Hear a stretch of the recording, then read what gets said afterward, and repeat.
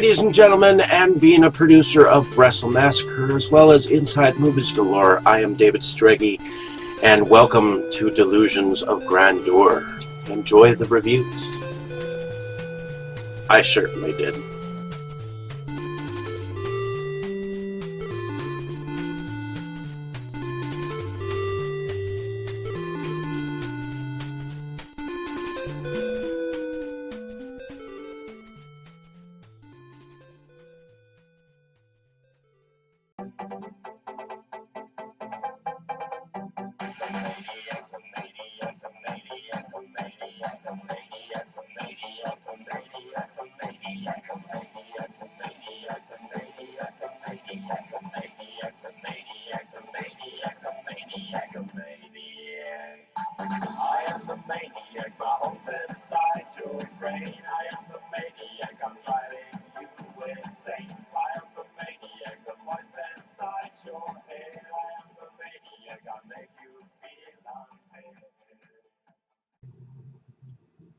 Hello, ladies and gentlemen, and welcome back to Delusions of Galore. I'm your host, David Strege, once again. And before I go on about this review, this is no longer going to be on Inside Movies Galore channel. It will be on the Delusions of Galore review channel, because Inside Movies Galore is a podcast and Delusions of Grandeur is my review site now. So that being said, enjoy the review. Hopefully you enjoy it as great as I did describing it for you. And thank you so much. Ay, caramba! Hello, ladies and gentlemen. Welcome back to Inside Movies Galore. I'm your host, David Strege, and here in the room with me, I have Septum Sim with me. Welcome back, Septum Sim. Oh, thank you for having me back. So today we actually have some animated films coming all the way from Finland. They are directed by a man called that goes by the name of Dataman. But his real name is Jonas McCoynan. So bear with me on the name here, ladies and gentlemen. But the first film that I'd like to talk about is called Lynn, the Forest of Hatred. Now, how would you describe this film, Septum? So which one was that one? Was that the one with the mountains, where the guy was going to the mountains? And again, this one has a drunken man going to a cabin somewhere out, and he's trying to get rid of his past.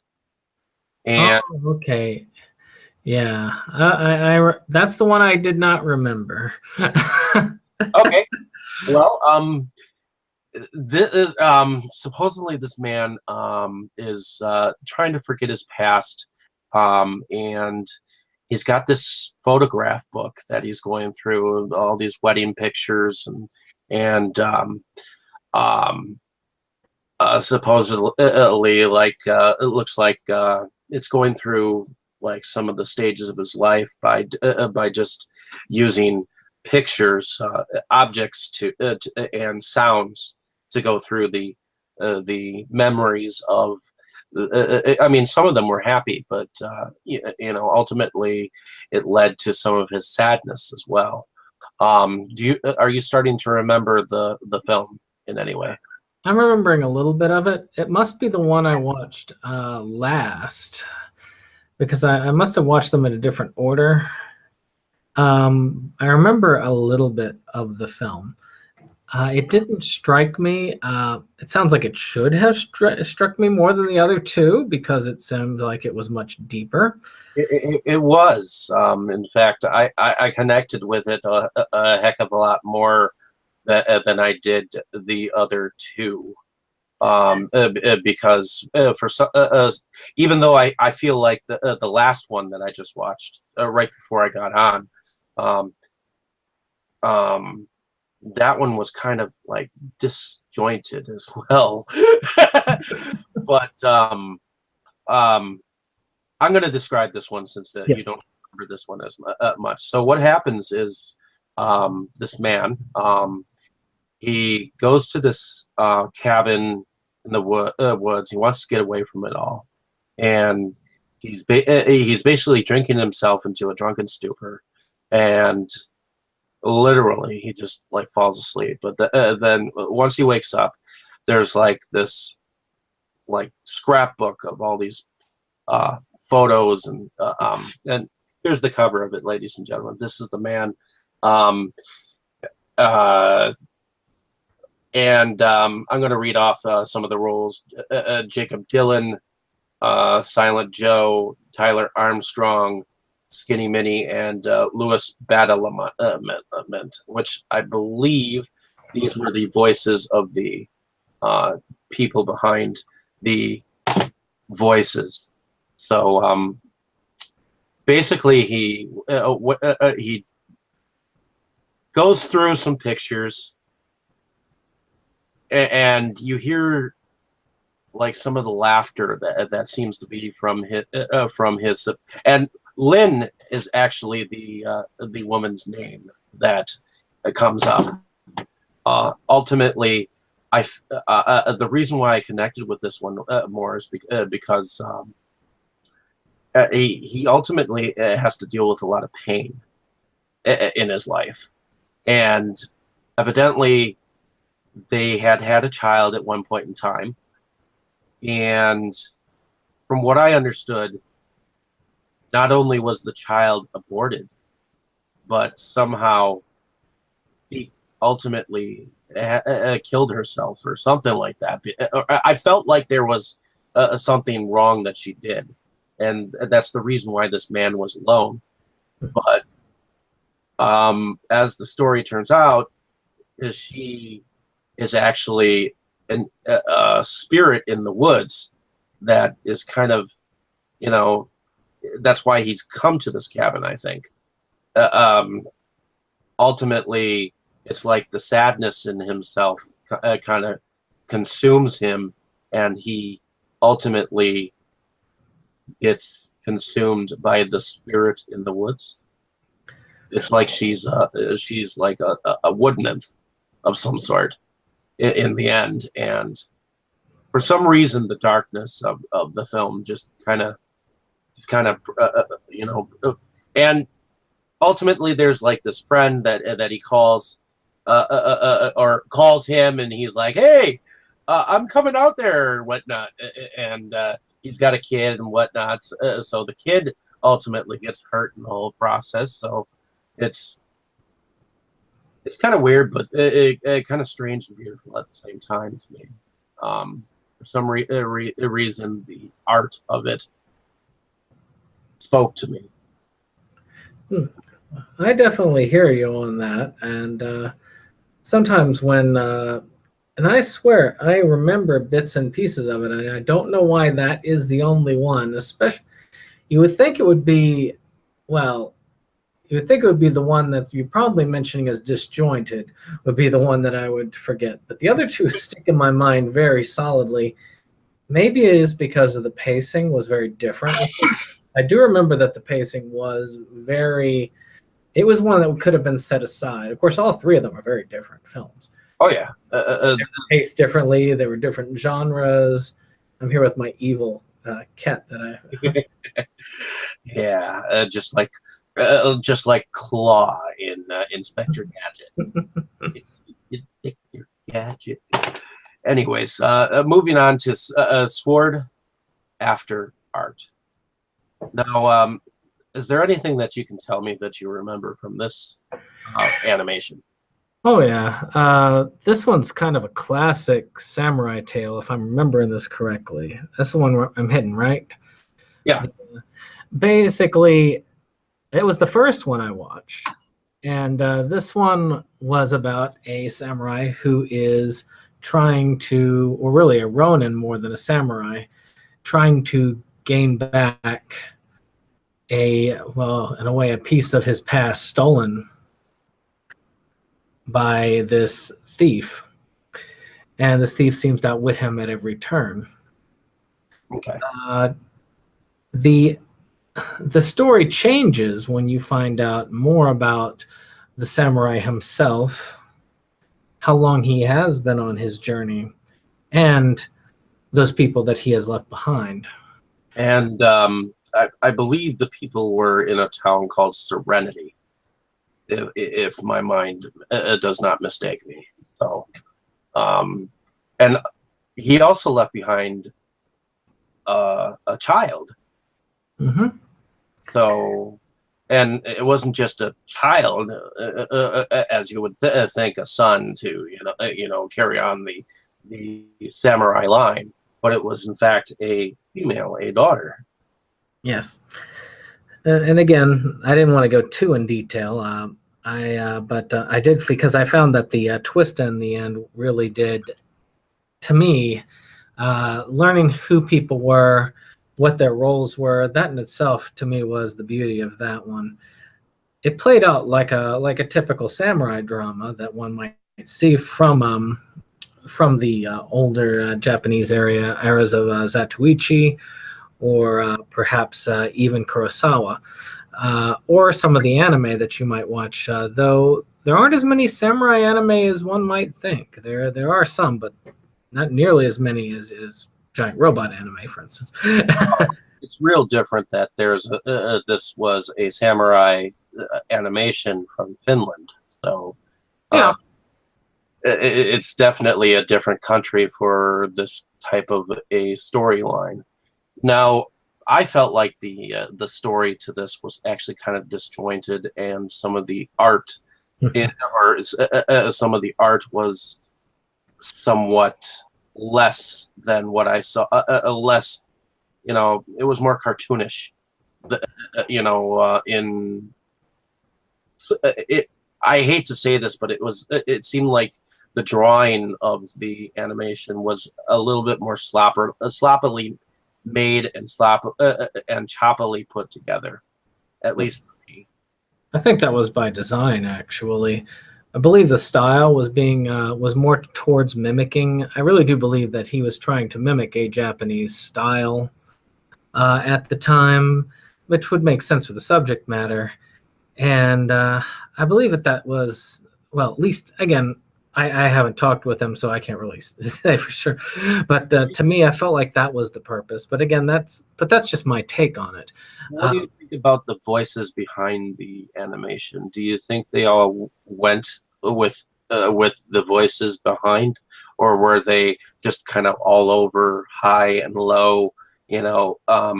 I felt like the daughter's voice was the strongest voice to me. In the tale, I felt like her voice fit. Well, her character was also the strongest, in my opinion. I mean, that is the character to me that ties the whole together. Okay. Both thematically and just as a plot point. Now, I'm going to mention Lynn, Forest of Hatred. That one had a little bit more gore to it.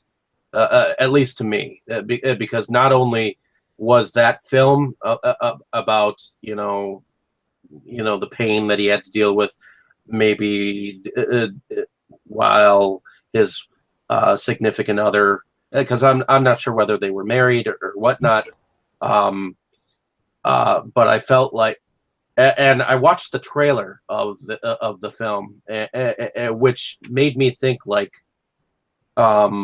there's a circle of life to the film as well, because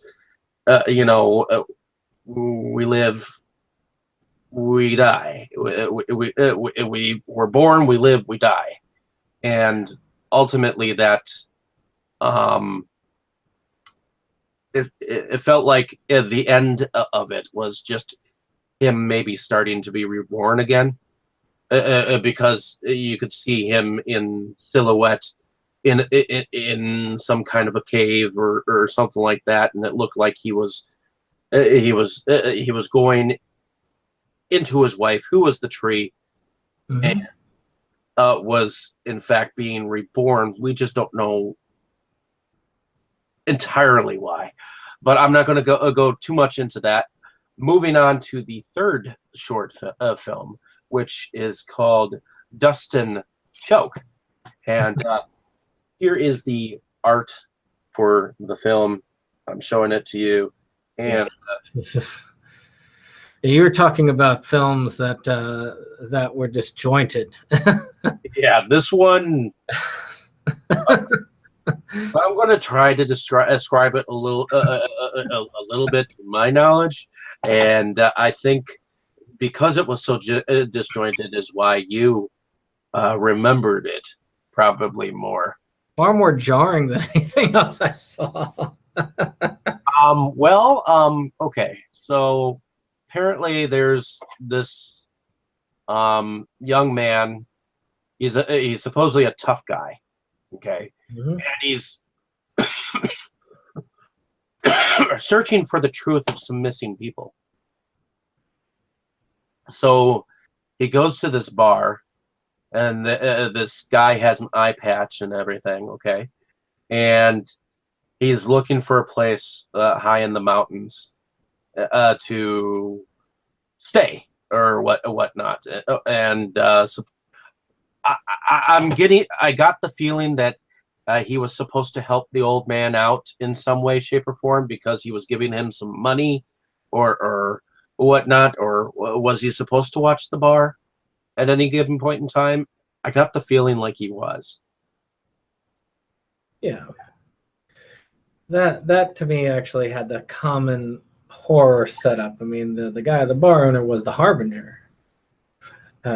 As was set up in Cabin in the Woods. I mean, you have to have your harbinger to give the warning, and that was his job. I mean, it was. I mean, to me, I thought it was an interesting setup because, well, I mean, all horror films are set up this way.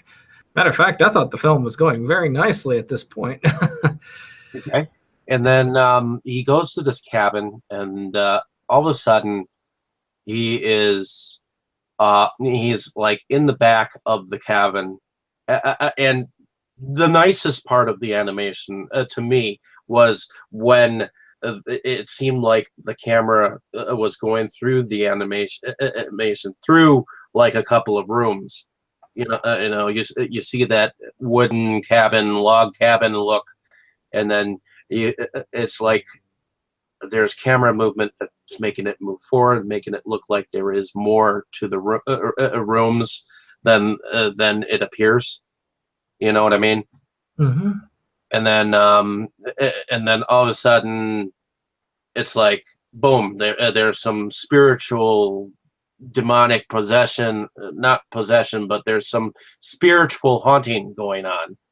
And all of a sudden, boom, the lights went out, and when he wakes up, he's confronted by these construction wrapped people. Well, that's when it takes its turn for the what? Why don't you take it from here? Because I have a little bit of a misunderstanding of what's going on here. Well, to me, I actually thought up until that point, that section where it animated it, where it actually shows the entry into the cabin, it sort of rushed to where his room is. For that very moment, I had a brief, not scare, but tingle of unease, which is to me, that showed me that's probably to me the highlight. Okay. Because it really did give me that slight fright, which I think is what it was going for. As far as those people that are doing that, he finds out more than he bargained for in the secrets below. That this group of people. So you think that these people were actually below the cabin? Yes. Now, what gave you that impression?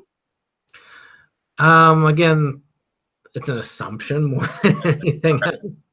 But I think that that was really the concept of, this is why you don't go and stay after dark. I think it was on the third day you're supposed to not. Okay, like you said, that bar owner was said that this place was haunted,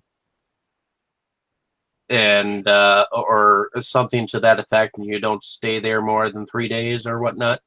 Yeah, I mean, I'm guessing that whatever happens after that long length, you become more like them. It's sort of a weird zombie cult thingy. Yeah, I was getting that because you had that pregnant lady that was bending down near him, and and she was like, "Don't judge us, for what we're doing." It's like she was like trying to convince him that their cause, whatever they were doing, was just. And this is, like I said, that entire section was confusing. But again, Could it be that this was a section of containment that might have been put there by the government, where these people had something happen to them, where they had some kind of a disease from the toxic spill? maybe sort of a hills have eyes type deal. Yeah, I was getting that feeling because, but ultimately, in the end, it ended up that the Harbinger was a witness to what went on in these below people. Correct? Yeah, and I felt like that was good because it brought it back to full circle. Um, brought it back again. Now, the man went in like with dreads and came out bald like Mr. Clean. So uh, ultimately, it was a little different because there was a little bit of a jump. There was a little bit of a bit of a fast forward to, you know, what was happening. Now, what do you think was happening in between that? Learning that the Harbinger that we spoke of in the beginning. What do you think was going on in between there of that um, infrastructure there? Those segments there, like the rose garden that was in the that looked like a sandbox. I mean, I think that that he actually has that connection, that he is the true connection to the outside world. I mean, he warns people not to go there, but like I'm trying to think of a horror movie that's a good example of this. I hate to bring Rob Zombie in this, but that's all I can think of in the moment. Sort of like how in House of a Thousand Corpses, um, the clown serves as the harbinger, yet he was also in on it for the whole. Sorry for those of you who haven't watched House of a Thousand Corpses. Matter of fact, I think the clown in that is the best part of House of a Thousand Corpses. But I really do believe that whether he's a willing participant or not, that's the question to be seen. But do I think that he was a full participant? Most definitely. And now, is it an assumption to assume that the man that he's now part of these people because he did not leave or whatnot from that house? He probably did. Okay, I'm not. I don't believe in this kind of thing. I'm going to stay in here regardless. And the parts that I wasn't getting was where they were where the one guy was telling him you never even saw her once. So I was trying to get what was being said there. So I assumed that it was someone that might have been that he might have known that might have been missing, or something like that, or someone within his life. That's the part that I found that was kind of just disjointed. See, to me, I was focused more on the fact that he was there out of his own selfish greed. There's also rumor, I believe, and again, it's been a little while since I watched the three because I watched them right after we talked about them initially, so that was a few weeks back. He had talked about some sort of treasure or something related in the mountains, and was intrigued by the diary of the woman that he had found. The diary that he had, that the Harbinger had given him to take over. The diary was somewhat emotional, so he was like, "Why did I read this?" You know, it's like it's almost like it set the emotions for his experience right there. It's like reading the diary brought him to an emotional high point, because then after that is when he went to the back of the cabin, and that's when it's like boom. Well, again, I think it's a curse. I mean, I think that he, like all the rest of them, are cursed. Okay. And now, what really is going on, it can only be surmised, again, unless we have him to talk to to figure out what's going on. Maybe a certain level of hell. I think so. I feel like these people were being punished for transgression, and the person that they were transgressing against was the woman who something terrible happened to, and she became that malformed being that she was. Was this that woman that was in the bar that the man was talking to, or was this a woman that was already missing? This woman whose diary that he had actually had. I think it's that model that was already missing, the one that you got to see the sort of nudie pictures of in the bar. But I actually believe that of course, then again, I could be wrong. Nothing happens. Well, that's not true. I say usually nothing happens in a film without reason. I feel like this was just a normal exchange myself, just to say, they're interacting. He's interacting with just one of the regular townspeople, and then you see a little bit of reality as to who he really is. Okay. Yeah, but again, I feel like that one, sometimes the strangest things stick in my mind, and that one, probably the samurai one, will be forgotten probably in the next month or so. The other one's already forgotten apparently, and but this one I think will stay in my head from here on, especially whenever this man's name is mentioned. Not sure that that's the best representation of Finnish cinema. No, but it is definitely an interesting retrospective, and I feel like all forms of art should be talked about, and that's why I wanted to come on here and discuss these to the best of our knowledge. So there you have it, folks. These were 3 short films from Finland. One was a samurai story. One was kind of like a wood nymph rebirth kind of story, and the last one was kind of a treasure-seeking toxic zombie story with a little bit of a choking in the end.